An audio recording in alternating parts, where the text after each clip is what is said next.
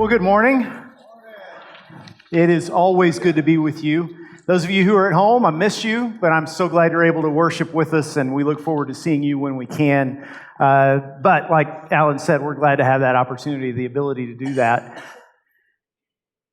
We're in Daniel 3 today, and if you grew up in church like I did, if you had good parents like I had who taught you Bible stories, or you went to Sunday school, this is probably one of your favorite stories. And so we're going to be talking about Shadrach, Meshach, and Abednego and their biggest adventure. We're going to talk about what genuine faith really looks like. When Carrie and I had been married a few months, I was involved in a car wreck in Houston on Shepherd Street. It was a really major wreck. There were 3 cars involved. I was not injured, but my car was pretty crumpled up, the front end at least. And this was my first real experience with a big wreck. And so when I got my check from the insurance company, I was told, just take this to the body shop, they'll know what to do. So I went to the nearest body shop, and the guy there took my check, which, again, it's been a few years, but I think it was $1,700. That's the figure that sticks in my mind.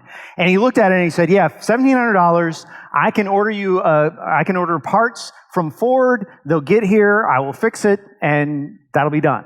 Or I can order replacement parts made by someone not Ford Motor Company. They'll look the same, and the whole job will only cost $1,000, and you can keep the $700 left over. Well, I am a tightwad, just so you know. That's the way I was born. And plus, Carrie and I together, when we first got married, we were working jobs that I'm pretty sure we didn't add up to over $30,000. And so we were pretty poor ourselves, and we were about to get even more poor, if that's a term, because we were heading off to Fort Worth in May to go to seminary. And so $700 sounded like a lot of money. So I chose option B. And at first, I thought I had made the absolute right choice. Made out like a bandit, because out comes this car, looks as good as new, shiny black hood on it, like no accident had ever happened. But then we move off to Fort Worth. I think we probably spent that $700 all on the move. And then within months, certainly before the year was out, my shiny black hood had faded into a dingy gray hood. And so I drove a 2-toned car for the rest of the time I owned that vehicle. And it was a constant reminder that if you go with the counterfeit version, you can get away with it for a while, but not forever. Eventually, you'll wish you had waited for the real thing. There's nothing like the genuine article, and that's certainly the case when it comes to faith. And I'm not even talking about non-Christian faiths. I'm not even talking about other religions here. I'm talking about the way you have your relationship with God, the way you place your faith in Christ matters. Now, there are counterfeit gospels that Christians believe in all the time. Last week we talked about one that we called legalism, where we elevate rules and rituals above grace, where it's not about a love relationship between me and the Father, it's about me performing. But I want to talk about a different one today. It's what I would say the most powerful counterfeit faith in the church today, and that is the idea that the whole purpose of Christianity, the whole reason you go to church, the whole reason you pray, is to get God to give you the life you want. The right spouse and the right finances and the right circumstances, the right job, the right finances and the right healthy body. God will give you all of that if you do things the right way. Some of us call it the prosperity gospel, and it certainly is prosperous for the people who are writing those books and who are standing on TV and telling you, send me your money and God will bless you. It certainly is prosperous for them. I don't know how many other people it works for. And I could stand here and I could talk about different things that we hear this preacher or that preacher on television say, and how that doesn't really add up to Scripture, or it's quasi-spiritual. In other words, you can find that in the Bible, but not when you put it all in context.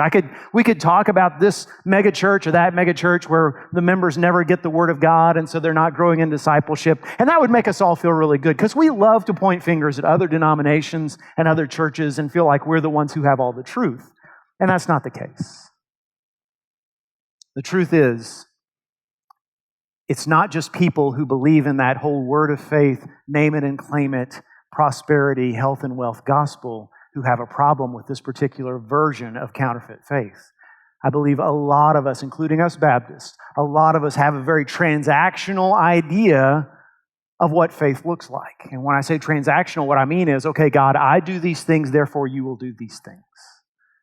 Okay, God, I go to church on Sundays even when I don't want to, even when it's a nice day outside, even when I would rather sleep in. I do my best to avoid these certain vices that I know you hate. I pray, I tithe, I do all these things. So now that I got this big doctor's appointment this week, and I don't know what they're going to say. You're going to come through for me, right, Lord? Now that my teenage son or daughter is going off the rails and I want them to get straightened out, you're going to bring them back to me, right, Lord? Now that my mom or my dad is in the hospital and they're sick and I can't afford to lose, you're going to heal them, right?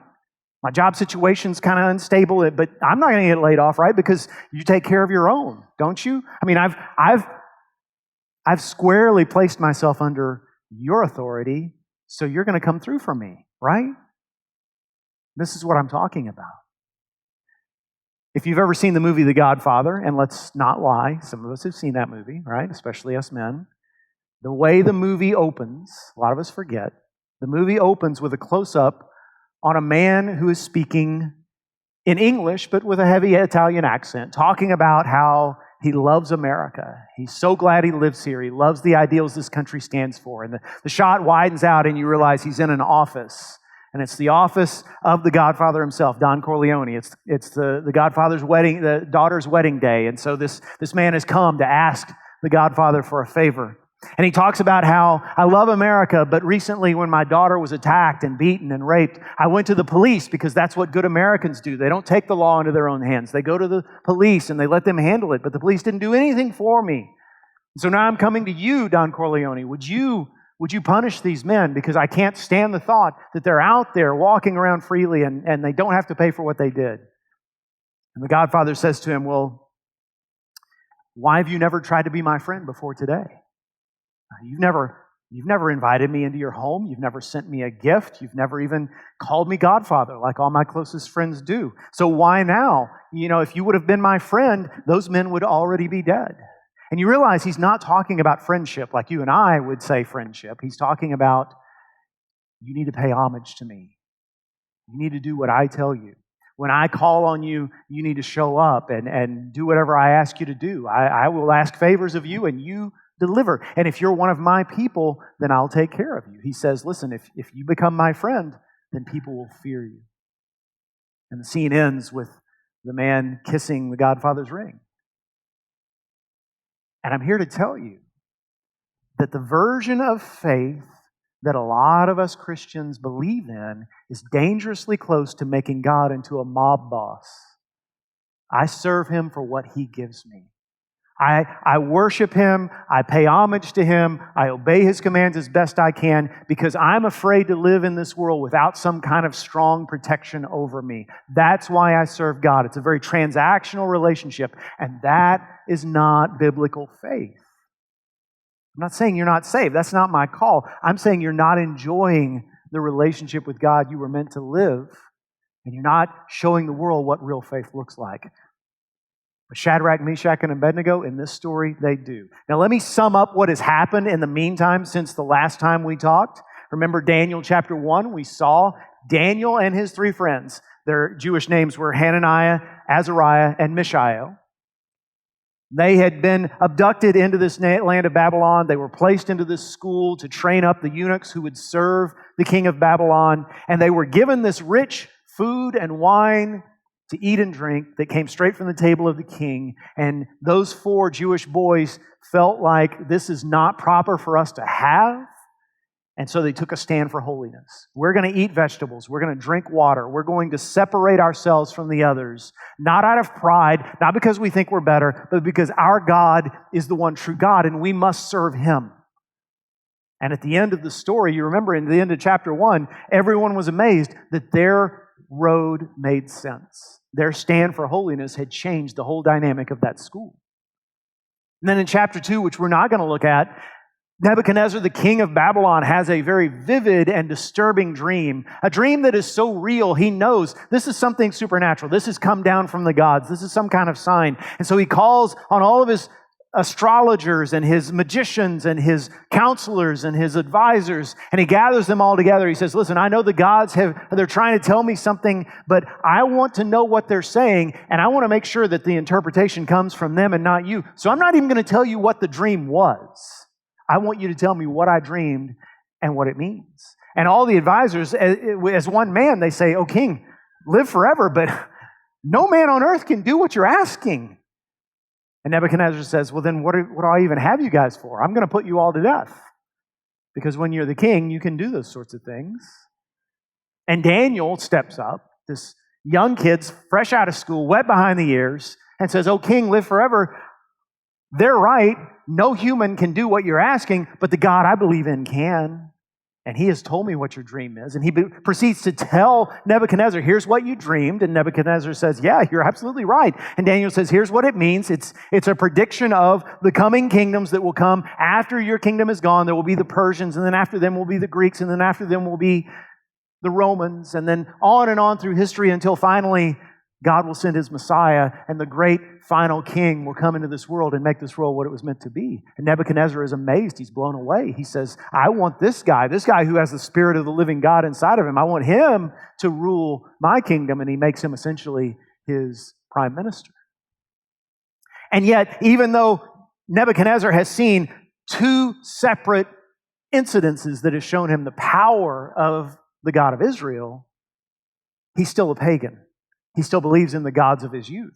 And so at the start of Daniel chapter 3, he orders them to build a golden statue of a god, we assume of the god Nebo. The Bible doesn't tell us, but Nebo was the god that Nebuchadnezzar was named for. So if you can picture that somewhat handsome guy, if you can picture him 90 feet tall and gold, right? Kind of like an evil golden Santa, right? And standing out in the plain of Dura in what is modern-day Iraq today, he builds this statue and he calls on all the rulers from every corner of his empire. 8 different categories of rulers are summoned. They come in all their pomp and all their finery. Special music has been composed for this occasion. When they get there, Nebuchadnezzar tells them how the proceedings will, proceed. So once the music begins, when you hear the first notes of the song, you are to hit the dirt with your knees first, bow your head to the ground, bow before my idol. Because you see, the problem is, I lead a religiously and ethically diverse empire. And I'm not even going to try to make you stop worshiping your gods, but you darn well better worship mine. So add him onto the list. Here's your chance to show your allegiance to me. So the music starts, everyone bows. Congratulations, thank you for coming. Enjoy your hors d'oeuvres and make sure and take your framed picture of Nebuchadnezzar home with you on your way back to your home district. But there's a problem. When all those heads go down, there's 3 little heads that stay popped up. 3 little Jewish heads belonging to Shadrach, Meshach, and Abednego. And everyone sees them. You think those boys felt conspicuous? Think they felt looked at? It says nothing about Daniel in Daniel chapter 3. We assume he wasn't even there. He's the prime minister. He was not required to show up at this event, but we can be sure if he'd been there, he wouldn't have bowed either. What we know is these 3 boys had a tough decision to make, and they chose to put their trust in God. They chose to say, we're going to, just like we did in Daniel 1, but this time the stakes are higher. We're not just saying no to filet mignon and lobster and wine. We're placing ourselves in a position that we could be executed. And sure enough, that's what happens in verse 13. Look at verse 13. Then Nebuchadnezzar, in furious rage, commanded that Shadrach, Meshach, and Abednego be brought. So they brought these men before the king. Nebuchadnezzar answered and said to them, Is it true, O Shadrach, Meshach, and Abednego, that you do not serve my gods or worship the golden image that I have set up? Now, if you're ready when you hear the sound of the horn, pipe, trigon, lyre, harp, bagpipe, and every kind of music to fall down and worship the image I have made, well and good. But if you do not worship, you shall immediately be cast into a burning fiery furnace. And who is the God who will deliver you out of my hands? Those are famous last words, aren't they?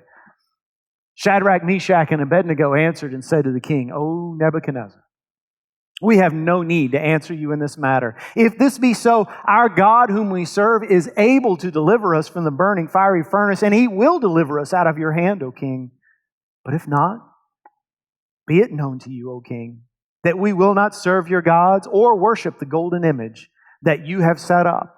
Now, we find verse 17 amazing. That's right, isn't it? Yeah, verse 17. We look at that and we say, that's true faith. You're just a young man. You've got your hands tied behind your back. You're standing in front of the most powerful man on earth, a man who could snap his fingers, put you to death. You can feel the heat of that furnace from where you're standing. And you're thinking, of all the ways I want to die, I don't want to burn to death. And yet you're able to say, yes, King, we serve you. But our one true King is the Lord our God. And we're going to obey Him. And He can rescue us. He can rescue us. That's faith, right? But I tell you, verse 18 is genuine faith. It takes a lot of faith to say God can work a miracle. But verse 18 where they say, but if not. It takes a lot of faith to say, I know God can heal me. I know God can deliver me. I know God can do anything He wants. That takes a lot of faith. But it takes genuine faith to say, but even if He doesn't, we're still not going to bow. What Shadrach, Meshach, and Abednego are saying is, we know God can rescue us. We just don't know if He will. But either way, it doesn't change what we're going to do. You see, counterfeit faith, cheap faith says, okay, Lord, you better come through for me. If you're really God, you're going to rescue me. I'm counting on you for a miracle. Why have I been going to church all this time if you're not going to show up for me now? That's counterfeit faith. Genuine faith says, Lord, you know I need a miracle right now, and I know you're able to give one. And so I'm asking for that now. And I'm believing that you can give it to me if you choose. But if you don't choose to, I believe your way is better than mine. Even if it leads to short-term pain for me, I know it ultimately issues in salvation and glory and deliverance and beauty. So I trust in you. Lord, I choose your path, whatever that means. And that kind of faith is the kind of faith that cannot be conquered, that cannot be destroyed, that outlasts any individual, any government, any ruler, any circumstance. That is genuine faith. And what does that look like today? What does that look like today? Because let's face it, we don't live in a society where we're likely to face a choice like Shadrach, Meshach, and Abednego did. Thank God we live in a society in America with freedoms where we probably will never be faced with the choice of, okay, either deny Christ or die. There are Christians that face choices like that in our world today. More today than ever in human history, and we should know that and we should pray for them. But we can be thankful we don't face those choices, and yet we still need genuine faith. We need genuine faith because there's going to be that day when we say, I wish my wife loved me like she used to. I wish we had what we used to have in our marriage. And Lord, I'm praying that you would reignite our love for one another. But Lord, even if she never changes the way she feels about me, even if we never get back what we used to have, Lord, help me to be faithful to her. And help me to do a better job of meeting her needs and being the husband that she needs and loving her as you love your church. That's genuine faith. It's the teenager who says, Lord, I wish I had more friends, and I know I'd be a lot more popular if I would just compromise morally in this one area over here. But Lord, I trust in you. And so I pray that you would give me some friends and give me some support. But in the meantime, even if that never materializes, even if I'm the least popular kid on my campus, I choose to follow you. Give me strength. Give me encouragement. Help me to see the fruits of obedience. It's when you hear that bad news from your doctor and you go home and you say, Lord, I need a miracle. The doctor has said there's no hope, but I know that with you there's always hope. So I'm praying for a miracle. I'm praying for that day when I walk in and the doctor says, I have no idea what happened to your illness. It's gone. And I'm praying that would happen. But even if it doesn't, Lord, I'm trusting in you that you will give me the strength to experience joy and peace in the midst of pain. And if this disease ends up killing me, Lord, I'd rejoice in that because I know that if I live and if I'm healed, then I can praise you for healing. But if not, then I'm where I always wanted to be. I win either way. Disease and death cannot defeat me because I'm your child. And help me to walk in that hope and let others see that hope in me. And you may say, well, Jeff, I could never have that kind of faith. I wasn't born that way. I'm a natural born warrior, or I'm a natural born control freak, or I just never have had that kind of faith. And I'm here to tell you, faith is not like being left-handed or being tall or having blue eyes or red hair. It's not something you're born with. It's not something you have or you don't. It's something you choose. Faith is a choice. It's the choice you make when you say, I trust you. I trust you, God. We exercise faith every time we go have a surgical procedure. We have faith that that doctor's going to take care of us. We exercise faith every time we get in a car with someone else who's driving. We exercise faith every time we drop our kids off in the church nursery or at a daycare center or with a babysitter. We exercise faith. It's just choosing to trust in God with the circumstances of your life. Can you do that? Will you do that? I know you can, but will you? See, the story, the way it goes, and some of you know this story, most of you probably do, as inspiring as Shadrach and Meshach and Abednego were to me. But if not, we still will not bow down to your idols, O king. Nebuchadnezzar was thoroughly unimpressed. He ordered the furnace heated 7 times hotter than usual. The men who he recruited to carry these 3 boys and throw them into the fire perished from their contact with that heat when the door was opened. Picture that steel door sliding upward. I don't know if it was steel, but let's just say metal door sliding upward, throwing those boys inside. Nebuchadnezzar stands there watching. How sick is that? And then he's astonished to see those boys are not writhing around in the flames. They're not screaming in pain. Instead, they're up and walking around. And even more so, there's a 4th person in the fire. And Nebuchadnezzar says, wait, didn't we just throw 3 guys into the flames? I mean, my math may be off, but I thought there were just 3. And his advisors will say, yes, sir, there were only 3. And he says, well, then why do I see a 4th? And the 4th looks like a son of the gods. Nebuchadnezzar had no category in his head for the idea of a God who could become human. But we do. His name is Jesus. That's who was in that fire with Shadrach, Meshach, and Abednego. Now, can I prove that from Daniel 3? No, I cannot. Let me ask you, who's your next best choice? Who's the second most qualified person to be in the fire unharmed with those 3? Can you name anyone? Keep in mind, Superman don't exist. It was Jesus. It was our God who came and walked through the fire with them. And then they stepped out of the flames, unharmed, not only not dead, but not even burned, not even singed. Their clothes didn't even smell smoky. I love that Daniel tells us that detail. The only thing that had changed about them was the bonds. The ropes that bound their hands were mysteriously burned. Now that's what I call God showing off. Yeah, I'll let you get burned. Just those flames, just those ropes around your wrists. Otherwise, you'll be fine. And Nebuchadnezzar is blown away. This is now the 3rd time he has seen the power of Almighty God, and he praises God there beside the furnace. But let me tell you, he's still not yet a believer. And this is instructive for us, because many of us, hopefully all of us, have a list of people we're praying for who don't yet know our Savior like we do. People who we're hoping they'll come home to Him, and we're praying for their salvation, and we're taking every opportunity to say words to them, to speak to them of what Christ has done for us. And maybe it's been years for you. Maybe you've thought, I thought a long time ago this person would come to Christ after all the times I've prayed and all the conversations we've had, and it's been frustrating for you. Notice Nebuchadnezzar sees 3 separate miracles, and he's still not a believer yet. Now, next week, chapter 4, everything changes for Nebuchadnezzar. It takes his life turning upside down, and we're going to read Daniel 4, written by Nebuchadnezzar himself, the only chapter of the Bible written by a pagan ruler. But in the meantime, just know, don't give up on that person. Don't give up on that neighbor, that coworker, that loved one, that friend. Keep praying for them. Keep sharing with them. Keep loving them. God is working in their hearts. It just takes time.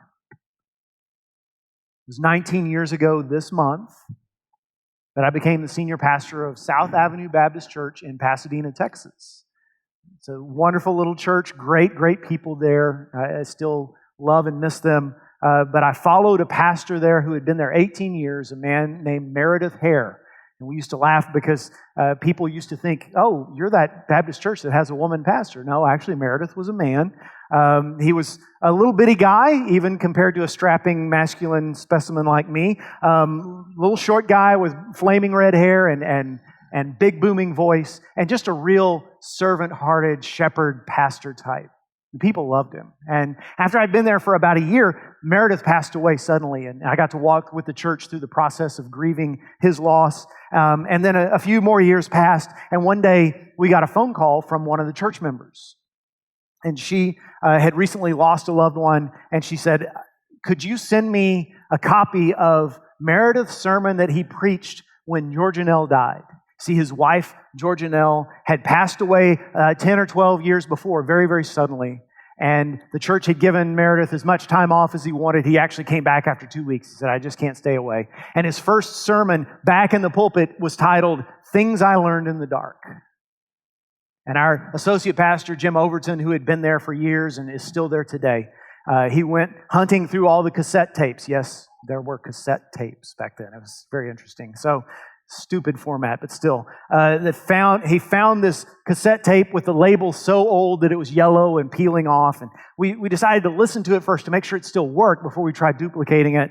And so we put it right there in the office. We put it in the tape player. We hit play.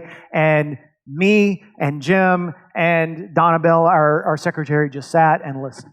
Had a lot of things to do that day. It was a very busy work day, but we just sat there for 30 minutes and listened to Brother Meredith talk. Things I learned in the dark. This is one of the more moving experiences I've ever had. I mean, this was powerful. And you might say, well, Jeff, why would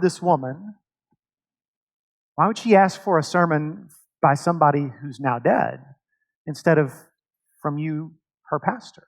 Maybe you're not wondering that. But if you are, the answer I would give you is because he had been through the fire. See, I'd never lost a spouse. He had. He knew what she was going through. When you go through the fire in this life, whatever fire it might be, financial, health-related, relational, emotional, mental illness, brush with death, no matter what it is, God has been there. In the form of Jesus Christ, He has walked in your shoes. He knows your pain. And when the biggest fire of your life occurred, when the wrath of God was poured out on this earth to destroy sin and death once and for all, at the cross of Jesus Christ, He took the flames. Not you and not me. The cross brings us only victory. And as that song we sang says, we're free, free, forever we're free. Come join in the song of all the redeemed. And that's why we can trust Him. When you walk out today, I hope that you don't feel a burden. I hope that you don't feel like, man, Jeff's asking me to trust God for some things I don't know if I can. I hope you walk out saying, I can trust this God. I can trust Him because He's walked through the fire with me and He always, always, always will.